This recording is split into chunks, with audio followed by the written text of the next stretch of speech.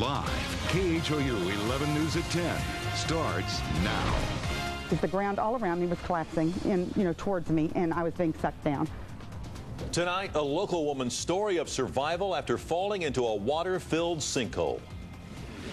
You have probably seen this video out of Florida. A man killed there after that sinkhole gave way.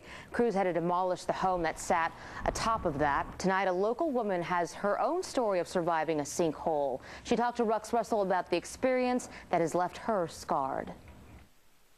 Well, it's kind of in this area here. It's her first time returning to the place. I came this way, straight off the patio. Where a year and a half ago, she nearly lost her life, her neighbor's backyard. We knew this is where it was originating from, but we didn't realize it was, as bad as it was. This is what seemed so bad that morning, shin-high water that had Terry Vernon and her neighbors calling the water company for help. Numerous times I called them. She says no one ever came out, not even when they called to report the water appeared to be bubbling up.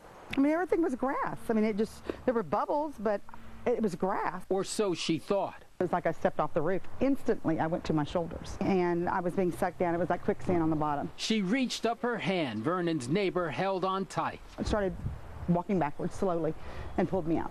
Just imagine what this must have seemed like. You're walking along on what looks like solid ground when suddenly one small step leads to one great and unexpected plunge. The sinkhole was 8 feet deep and 10 feet wide. Vernon suffered injuries to her neck, shoulder, and knee.